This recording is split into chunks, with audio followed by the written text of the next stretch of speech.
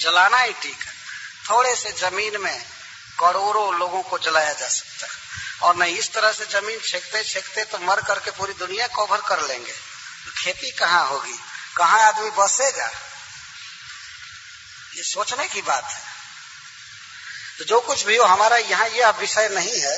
विषय यह है कि शरीर एक दिन बीट हो जाएगा, भस्म हो जाएगा या कृमि हो जाएगा। एक दिन शरीर की दशा होगी, और इन तीन में से एक दशा तो होगी ही। जलाया जाएगा शरीर तो राख हो जाएगा, या कोई जीव खाएगा तो उसका मल हो जाएगा, या जमीन में जाएगा तो कृमि हो जाएगा। आज चाहे कुछ भी नाम रख लीजिए शरीर का, हम लोगों का सबका भिन्न भिन्न नाम है। हमको भी कोई कहता होगा सन्यासी जी हैं, महाराज जी हैं, लेकिन एक दिन भस्म महाराज तो होना ही है। एक दिन शरीर तो जाएगा, तीन गति में से एक गति प्राप्त होगी। तो इस नाशवान शरीर के लिए यदि हम जीवों को सताते हैं, दूसरों को काट करके खाते हैं, तो इसमें क्या स्वार्थ है जीव का? कुछ भी नहीं। निरयो जता, अंत में निरय प्राप्ति होती है, नरक जाना पड़ता है। शरीर भी गया और नरक में गए। शरीर छोड़ करके जाना है। भगवान ने गीता में कहा है कि जो शरीर लेता है उसको शरीर छोड़ना है, और जो शरीर छोड़ता है उसको शरीर लेना है।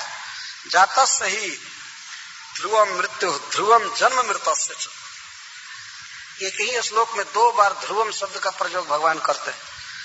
जन्म जो लिया है उसको निश्चित शरीर छोड़ना है, और जो शरीर छोड़ा है उसको दूसरा शरीर लेना है। ये नियम है, ध्रुवम, ये अटल सिद्धांत है। यदि हम इस शरीर में पाप करते हैं, मांस मदिरा आदि खाते पीते हैं, तो दूसरा शरीर बहुत दुखद मिलेगा, बहुत हीन शरीर मिलेगा इस पाप के कारण। तो नारद जी कहते हैं स्वार्थम किम, इसमें क्या स्वार्थ है यदि हम दूसरे जीव को खाते हैं, सताते हैं? बल्कि वेद निरयो जता, उसमें निरय की प्राप्ति होती है। और देह को आदमी मेरा मानता है, ये मेरा देह है। तो वास्तव में देह में जो अहम भाव है और देह में जो ममता है वो भी फाल्स है, किसी का देह नहीं है। यह एक देह को कई लोग मेरा मेरा कहते हैं। एक बच्चा जब जन्म लेता है, जन्म लेने से मरने तक उसको, उसके शरीर को कई लोग कहते हैं ये मेरा है, ये मेरा है, ये मेरा है, मेरा है। कई लोगों का लिस्ट गिनाया गया है। तो प्रथम कह रहे देह किमन्न धातु स्वम, क्या यह शरीर अन्न दे करके पोषने वाले का है? जो व्यक्ति अन्न दिया है, भोजन दिया है जन्म से, तो कहेगा कि मैंने इस शरीर को पोसा है इसलिए शरीर मेरा है। तो इस पर मां कह सकती है कि नहीं, मैंने इसको अपने पेट में पाला है इसलिए मेरा है। तो क्या ये माता का शरीर है? ये है किसका? Who is proprietor of this body? यहाँ प्रश्न उठाया गया है। कुछ दिन जन्म लेता है बच्चा तो मां कहती है मेरा बेटा है, मेरा बेटा है। और वही बेटा जब किसी सरकारी नौकरी में हो जाता है तो उस डिपार्ट वाले कहते हैं मेरा स्टाफ है, ये मेरा आदमी है, ये पुलिस का आदमी है या इसका आदमी है, ये मेरा आदमी है। और जब उसका विवाह हो जाता है तो जिसके साथ विवाह होता है वो लड़की कहती है ही इज माइन, ये मेरा है। ये मेरा मेरा की मुहर लगती जाती है और पहली मुहर मिटती जाती है। और वो कहता भी है, वो कहती है ये मेरा शरीर है, ये मेरा शरीर है। या पति कहता है कि ये मेरी है। और वो कहीं अगर सेना में भर्ती हो गया, बॉर्डर पर लड़ने चला गया, तो सरकार कहती है कि ये मेरा सिपाही है, मेरा है। और वो खरीद लेता है रियली उस शरीर को। 2-4 हजार वेतन दे करके महीने में, 2-4 हजार डॉलर यहाँ का स्टैंडर्ड होगा, महीना वेतन दे करके, और सरकार कहती है मेरा शरीर है, तुम बॉर्डर पर खड़ा रहो लड़ने के लिए। वो शरीर हमारी स्त्री का रहते हुए या माँ का रहते हुए भी उनका नहीं रह पाता है। ये शरीर बेच दिया जाता है। नौकरी करना अपने को बेचने के बराबर ही है। 8 घंटे के लिए हम दूसरे के गुलाम हो जाते हैं। हम उस शरीर का इस्तेमाल दूसरों के लिए करते हैं। तो वह व्यक्ति कहता है कि ये मेरा शरीर है, मैंने इसको इतना डॉलर देकर खरीदा है 8 घंटे के लिए। तो वो कहता है कि मेरा शरीर है। और मातुर पितुर्वा, नाना भी कह सकते हैं कि ये मेरा शरीर है क्योंकि मेरी बेटी के गर्भ से जन्म लिया है। नाना भी कहते हैं कि ये मेरा नाती है, नानी कहती है कि ये मेरा शरीर है। और कोई बलपूर्वक रोज बेगार में पकड़ लेता है, बलपूर्वक बिना वेतन के काम कराता है तो वो कहता है मेरा है। और अग्नि सुनो पिबा, और अंत में आग के हवाले ये शरीर जाएगा तो आग कहती है कि ये मेरा है। चाहे तुम कुछ भी करो लेकिन ये मेरा है, मेरे मुख में इसको आना है। इसको तेल चोवा चंदन लगा करके लाखों रुपए का कपड़ा पहना करके चाहे तुम कुछ भी संवारो, लेकिन अंत में मेरी लपटों में इसको आना है। अग्नि कहता है अग्नि सुनो पिवा। और यदि नहीं जलाया जाएगा तो कुत्ते प्रतीक्षा करते, कहते हैं चाहे तुम कुछ भी संज्ञा इसको दे दो लेकिन दिस इज माई फूड, ये मेरा भोजन। तो ये सिद्धांत है इस संसार में कि जो वस्तु अंत में जिसके काम आती है वह उसी की मानी जाती है। ये सिद्धांत है, इसको कंज्यूमर कहते हैं। एक वस्तु कोई भी मैन्युफैक्चर कर रहा हो या दुकान में कोई भी रख रहा हो, लेकिन जो उसको खरीद करके कंज्यूम करता है तो उसको माना जाएगा यही वास्तविक उसका अधिकारी है। तो लास्ट में शरीर किसके हक में जाएगा? कुछ दिन माँ कही कि मेरा शरीर है, कुछ दिन पति कहते हैं मेरा शरीर है, पत्नी कहती है मेरा शरीर है, लेकिन घूमते घामते ये शरीर अंत में आग के लपट में जाएगा, या कुत्ता के पेट में जाएगा, या धरती के अंदर जाएगा। तो शरीर तो उनका हुआ ना। मुझे एक बहुत सुंदर उदाहरण मिला। एक बार मैं लकड़ी खरीदने गया था। लकड़ी समझते ना, वुड, घर बना, मंदिर बन रहा था, तो मैं लकड़ी खरीदने गया। हमारे साथ मेरा चचेरा भाई गया था। तो लकड़ी वाला दाम बताया तो दाम कुछ अधिक बता रहा था। तो हमारा भाई कहा कि तुम इतना दाम क्यों बता रहे हो लकड़ी का? तो वो कहा कि महाराज आसाम से लकड़ी मंगाया हूं, आसाम से लकड़ी आई है, इसलिए इसको लाने में बहुत भाड़ा लग गया है, किराया लग गया है। तो हमारा भाई कहता है किराया कुछ भी लगा हो, हम किराया थोड़े देंगे। हम किराया नहीं देंगे, लकड़ी का दाम बताओ। तो वो दुकानदार कहा कि लकड़ी आप ले जा रहे हैं, आप भोगेंगे और किराया मैं दूंगा। बताइए, लकड़ी को आप ले जा रहे हैं तो इसको मंगाने में, चीरने में, बनाने में जो खर्च लगा वो आप देंगे ना, क्योंकि आप लकड़ी के मालिक हुए, मैं तो केवल सप्लायर हुआ। अब दुकान में वस्तु रखी गई है, कोई आदमी कहे कि हम पैकेज कर नहीं देंगे, हम सेल टैक्स नहीं देंगे, हम ये नहीं देंगे, तो कौन देगा? तुम सब खरीद रहे हो, भोगोगे, और देगा तुम्हारे लिए दुकानदार। तो दुकानदार यही करने के लिए बैठा है कि सब चीज दिया करे फ्री में तुमको। तो अंत में जो व्यक्ति जिस वस्तु को भोगता है वही उसका अधिकारी माना जाता है। तो ये शरीर अंत में किसका है? ये माँ का नहीं है, ये भाई का नहीं है, ये पत्नी का नहीं है, यह है कुकुर का, कुत्ते का, या आग का, या जमीन का, और कोई अधिकारी नहीं है। बीच में 10 वर्ष के लिए मेरा मेरा मेरा माई माई माई करते रहिए, लेकिन अंत में शरीर छीन लिया जाएगा और जिसका असली हक है उसको दे दिया जाएगा। स्वेच्छा से ले जाते हैं मरघट में, स्वेच्छा से आग में ले जाकर के जला देते हैं, कहते हैं हे अग्निदेव लीजिए, यू आर कंज्यूमर, और इसको कंज्यूम कीजिए। देना पड़ता है शरीर को। इतना ये बेयर सत्य है, नग्न सत्य है, लेकिन आश्चर्य है लोग इन बातों को समझते क्यों नहीं, और इसे तुच्छ शरीर को पोषने के लिए पाप करते। क्या साधारण भोजन से काम नहीं चल जाएगा?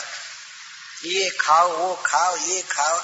अमेरिका के स्टोरों में तो मैं देख करके दंग हो जाता हूँ कि इतना खाने का सामान और पीने का, इतनी शीशियां, इतना पैकेट, ओहो।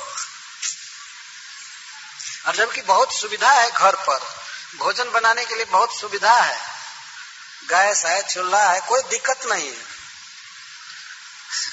हरे कृष्ण महाराज, जय जय।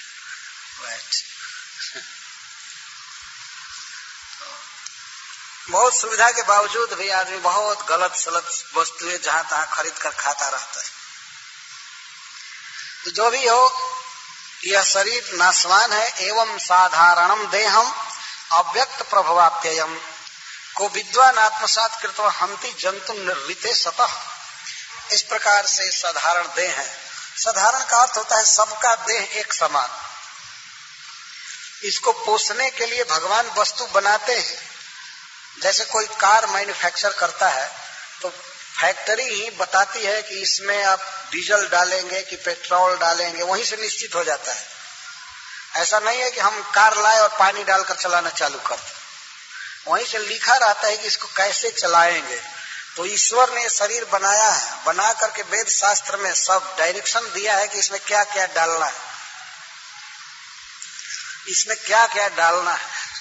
तो डालने वाले पदार्थों में दूध है, घी है, फल है, फूल है और अन्न है। मांस मदिरे डालने के लिए कहीं नहीं लिखा गया है। जैसे कोई अपने घर पर कार लावे और उसमें पेट्रोल न डाल करके किरासन तेल डाले या बालू डालने लगे, ये खरपात डाल करके चलाना चालू करे, तो उसे तो भ्रष्ट होना है। इस शरीर में क्या डालना है पहले विचार कर लीजिए कि इसको मैन्युफैक्चर करने वाला क्या डायरेक्शन दिया है भगवत गीता में या वेद शास्त्र में, क्या कहा है खाने के लिए। भगवान ने हमारी सृष्टि करके ये नहीं कह दिया कि जो भी मन करे खाया करना है, मांस मदिरा जो भी मन करे वो खाया करना, ऐसा नहीं कहे। ये साधारण देह है सबका। और अव्यक्त प्रभवाप्ययम, यह अव्यक्त से आया है और अव्यक्त में चला जाएगा। अप्यय मैंने नाश, अव्यक्त से प्रभव हुआ है और अव्यक्त में इसका अप्यय हो जाता है। शरीर नष्ट होने के बाद कहाँ चला गया कुछ पता नहीं चलता है, और कहाँ से ये मिला इसका भी पता नहीं चलता है। पहले व्यक्त नहीं रहता है, जन्म से पहले कुछ भी पता नहीं चलता है कि ये शरीर क्या है, कौन आ रहा है, कौन जीवा रहा है, कितना दिन रहेगा, पहले कुछ पता नहीं रहता है। और मरने के बाद भी ये अव्यक्त हो जाता है। हवा हवा में, पानी पानी में, आकाश आकाश में, मिट्टी मिट्टी में, जल जल में, इस तरह से मिले, आग आग में। पंच महाभूत से शरीर बनता है और पंच महाभूत में विनष्ट हो जाता है। तो इसको कहते हैं अव्यक्त। भगवान ने गीता में कहा है अव्यक्ता दीनी भूतानी व्यक्त मध्यानि भारत अव्यक्त निधनानि और तत्र का परिदेवना। पहले शरीर नहीं था, अव्यक्त था, बाद में भी अव्यक्त हो जाएगा, बीच में केवल व्यक्त है। तो इसमें क्या रोना धोना है, शरीर तो जाएगा, क्यों रो रहे हो, शरीर नाशवान है। तो इस नाशवान शरीर को पोषने के लिए पाप नहीं करना चाहिए। कोई भी बुद्धिमान व्यक्ति जो जानता है कि शरीर नश्वर है, तो इस नश्वर शरीर को पोषने के लिए वो जीवों की हत्या कभी नहीं कर सकता है। असतः श्रीमदान्धस्य दारिद्र्यम परमंजनम आत्मोपमेन भूतानि दरिद्र परम इच्छते। तो जो श्रीमद से अंधा हो गया है उसकी आंखों में ज्योति डालने के लिए सबसे अच्छा अंजन क्या है, दरिद्रता। ये नारद जी चुन रहे हैं सबसे बेस्ट मेडिसिन।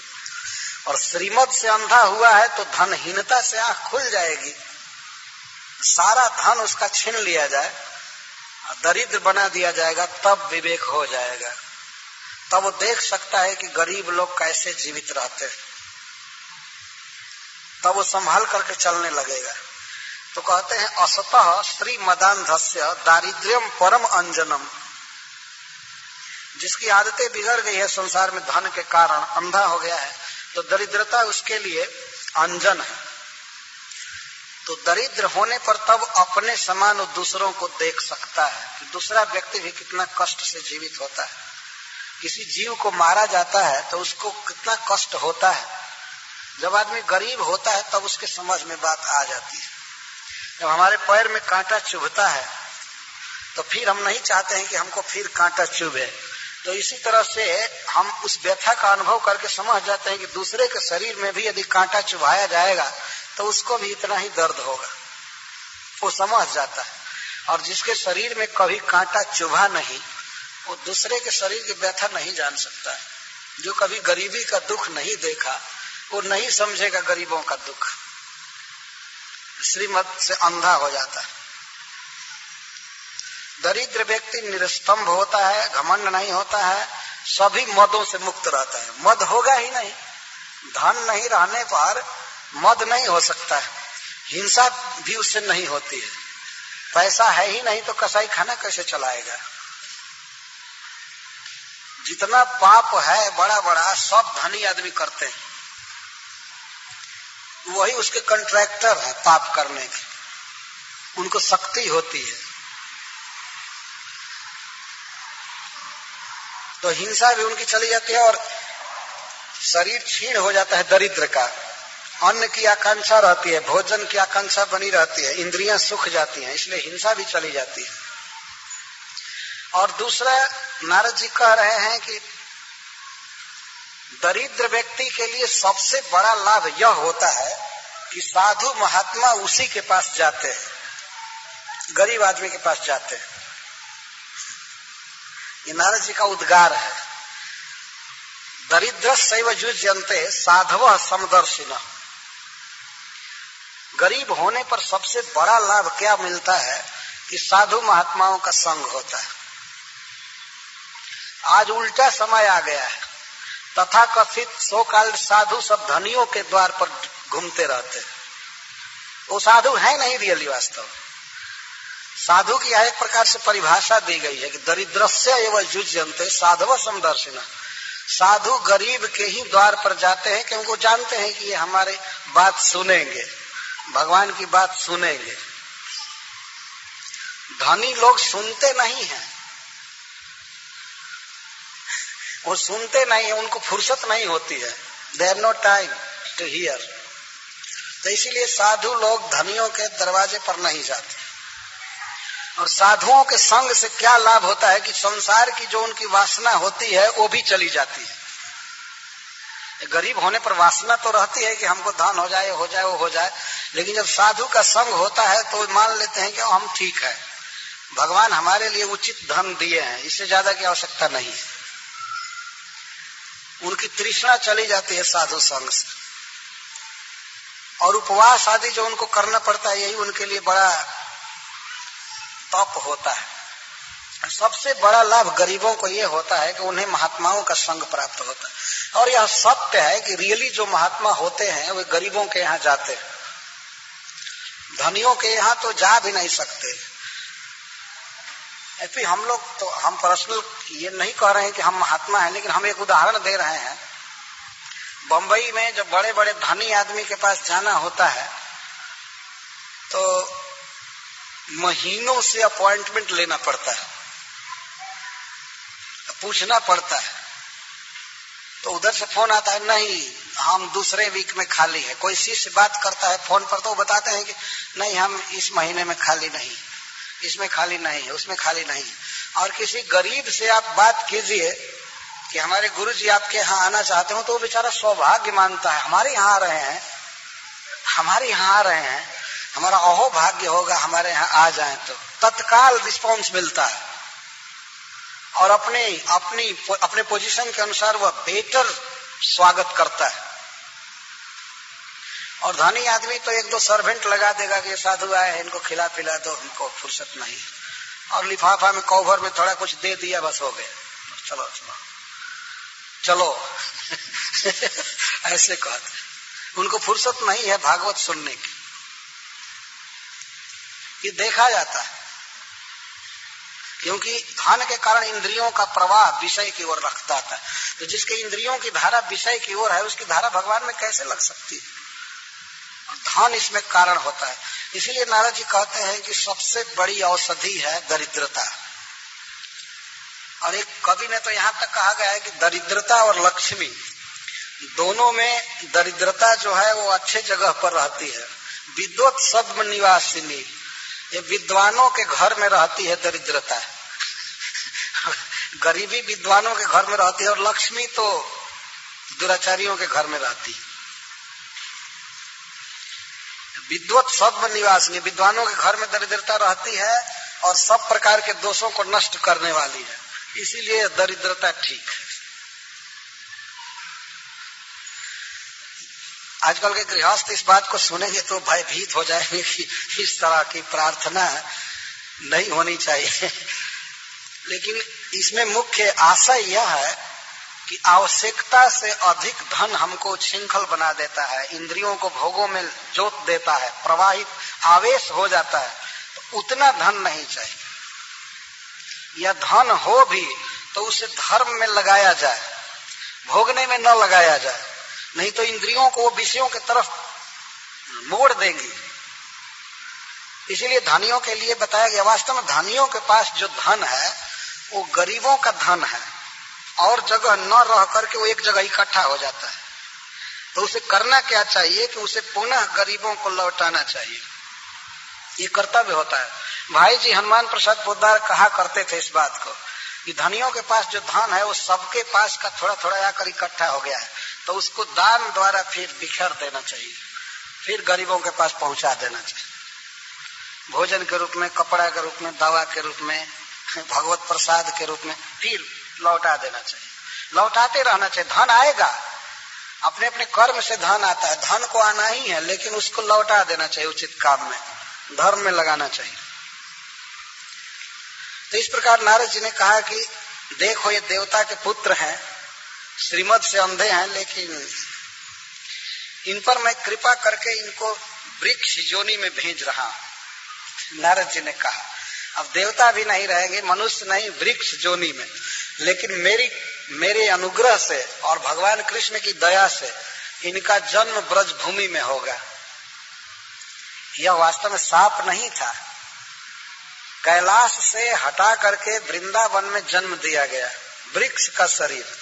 वृंदावन में वृक्ष का शरीर भी देवलोक के शरीर से कई गुना ज्यादा महत्व रखता है। तो नारद जी कहते हैं कि मेरी कृपा से इनमें स्थावर जोनि में जाने पर भी स्मृति बनी रहेगी कि हम लोग कौन थे, क्या थे। नारद जी ने ऐसे कहा है।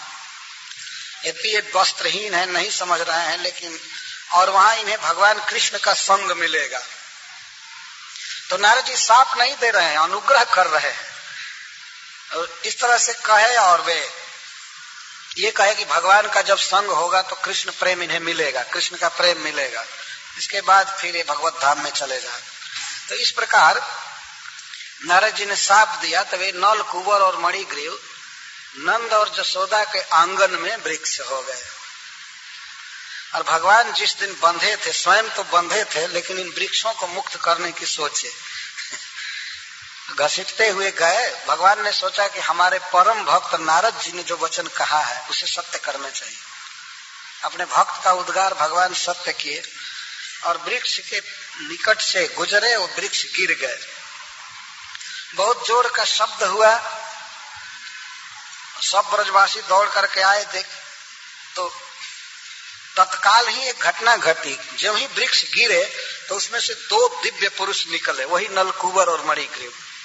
वो देवता थे, भगवान पृथ्वी पर उखल घसीट रहे थे और वे आकाश में खड़े थे। देवता वो पृथ्वी पर नहीं थे और उखल में बंधे हुए बालक की स्तुति करने लगे, परिक्रमा करने लगे, मुक्त हो गए।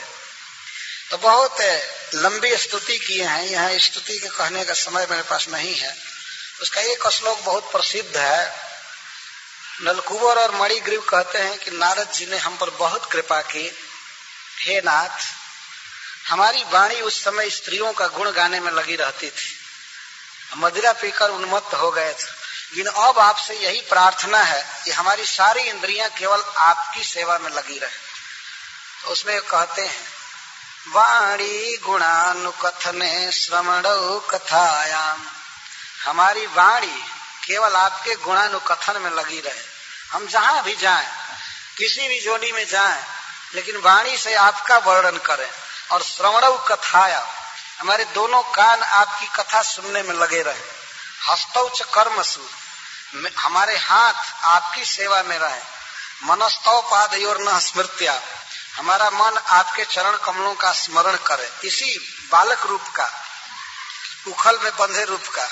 और हमारा सिर आपको प्रणाम करने में लगा रहे और हमारी आंखें भक्तों का दर्शन करने में लगी रहे, आपके भक्तों का दर्शन करें इस तरह से।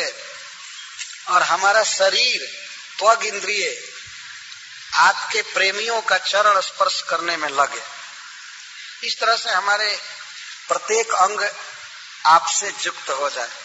इस तरह जो दोनों स्तुति की और भगवान से कहे कि हमें आज्ञा दीजिए, हम जहां भी रहें आपके किंकर रहें, आपकी भक्ति में लगे रहें। तो भगवान ने कहा नलकुंवर मणिग्रीव से कि मैं जानता था इस बात को पहले से ही, और वास्तव में नारद जी ने तुम दोनों पर कृपा की है। जाओ, देखो साधुओं का संग होने पर बंधन रहता ही नहीं है। नारद जी को तुम लोगों ने कुछ दिया नहीं, लेकिन उनका संग ही तुमको मुक्त कर दिया। भगवान अपने भक्तों के संग की बड़ी प्रशंसा करते हैं। ये नहीं कहते हैं कि मेरे संग से तुम मुक्त हो गए, कहते हैं साधु का जब संग होता है तब यही फल प्राप्त होता है। जैसे सूरज का संग होते ही आंखें खुल जाती हैं, अंधकार चला जाता है, ऐसे साधु श्रेष्ठ वैष्णव का संग होने पर अज्ञान नष्ट हो जाता है। तो जाओ, आज से मेरे प्रति तुम्हारी अनन्य भक्ति बनी रहेगी।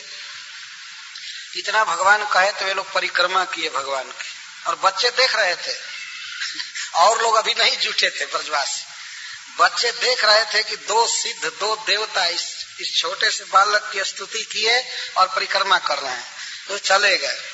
इसके बाद सब लोग जुटे, चटाचट शब्द हुआ तो सब लोग जुटे, क्या हुआ क्या हुआ, कैसे वृक्ष गिरे, बड़ा अपशकुन हो रहा है, कोई भूत गिरा दिया, क्या हुआ। तो बच्चों ने कहा कि ये जो कृष्ण बीच से गया, इसने उखल को खींचा तो ये वृक्ष गिर गए। तो दूसरे लोग नहीं माने, नहीं ऐसा कभी हो ही नहीं सकता। तो बालक के अप्रतिम प्रभाव को नहीं जानते थे। बच्चों ने ये भी कहा कि जब वृक्ष गिरे तो इससे दो देवता निकले, और दूसरे ब्रजवासी नहीं देखे, केवल बच्चों ने देखा था। और लोग कहे कि वो लोग प्रणाम किए, परिक्रमा किए, लेकिन कोई ब्रजवासी माना नहीं इसको। कहा फालतू बात करते हैं इस तरह से। बच्चों के प्रवचन पर कौन विश्वास करेगा, कुछ भी बोलेंगे बिना ज्ञान के, बिना बुद्धि के। वो तो बच्चे तो देखे थे। फिर नंद बाबा आए, नंद बाबा आते ही हंसने लगे और बच्चे को खोल करके गोद में ले ली। इस तरह भगवान ब्रजवासियों को लीला दिखा दिखा कर आनंदित करते थे। आज कथा को हम यहीं विश्राम देते हैं। कथा का अंत नहीं होता है, विश्राम होता है। आप लोगों ने सुना होगा, विश्राम का मतलब होता है कथा विश्राम कर रही है फिर जगेगी। और संस्कृत में जो समाप्त अर्थ होता है उसका अर्थ खत्म होना नहीं होता है। सम का अर्थ होता है सम्यक और आप्त का अर्थ होता है प्राप्त। आज अच्छी तरह से प्राप्त हुई कथा, समाप्त का ही मतलब होता है। इसका अर्थ ये नहीं होता है खत्म हो गई, आज परफेक्टली प्राप्त हुई कथा, ये अर्थ है। तो इस तरह से आज कथा समाप्त हुई, ये कथा का विश्राम हुआ। तो मैं यहाँ पे श्रोता बंधुओं को अनेकशः धन्यवाद देता हूँ कि आपने मेरा मान रखा, मुझे मान दिया, धैर्य से इतने देर तक बैठ करके आप सुने और भगवान श्री कृष्ण के निकटता का अनुभव किए, उनकी लीला के साथ रहे। लेकिन हम लोग तो एक मायाबद्ध जीव हैं, तुच्छ जीव हैं। भगवान की लीला वर्णन करने में भी कभी कभी जो अपना स्वभाव है, हृदय की गंदगी है, वो तो भाषा में आ ही जाती है। कभी कठोर शब्द निकल गया है, उसके लिए आप हमें क्षमा करेंगे। और श्रोताओं के साथ साथ हम उन बंधुओं को हृदय से आभारी हैं जिन्होंने इस प्रोग्राम को स्पॉन्सर किया, जिनका धन इसमें लगा। आज का कोई भी काम होता है तो उसमें धन जरूर लगता है, क्योंकि कोई भी काम किसी जंगल में तो हो नहीं रहा है, न्यूयॉर्क सिटी में हो रहा है। यह प्रत्येक काम धन द्वारा साधित होता है। तो इस भागवत के प्रोग्राम में भी धन लगा, शरीर लगा, मन लगा, परिवार के सभी बच्चे लगे। वैसे सभी धन्यवाद के पात्र हैं, सबको धन्यवाद है। और विशेष रूप से हम उनके आभारी हैं जिन्होंने इसको स्पॉन्सर किया है, जिनका धन लगा इस कार्य को सफल बनाने में। यह भगवान की कृपा है, कृष्ण की कृपा है कि उनको प्रेरित किया भगवान ने। उसमें है सुरेश भाई पटेल और उनका परिवार, फैमिली, और डॉक्टर अनूप भाई पटेल और उनका परिवार, और मनीष भाई दवे और उनका परिवार, डॉक्टर सिंघल और उनका परिवार, श्री राजेंद्र प्रसाद और उनका परिवार, कांतिलाल के पटेल और उनका परिवार। इस तरह से इन 6 बंधुओं ने स्पॉन्सर किया, उनका धन खर्च हुआ। वास्तव में धन की यही सार्थकता है, सैकड़ों लोगों को भगवान के निकट पहुंचाने में आपका धन कारण बना है। भगवान कृष्ण का वर्णन सुने, 7 दिन तक मन भगवान में रहा। तो हम भगवान से आपके लिए आशीर्वाद की कामना करते हैं कि आप सदा सुखी रहें और इसी तरह धर्म में आपकी मति लगी रहे, भगवान में मन लगा रहे, सब सुखी रहें। और इसके बाद मैं नारायण भाई पटेल जी को आमंत्रित करता हूं कि वे अपना अप्रिसिएशन पत्र यहाँ आकर के पढ़ें। जिन्होंने मुझे लिख करके दिया है तो अपना पत्र पढ़ करके सुना।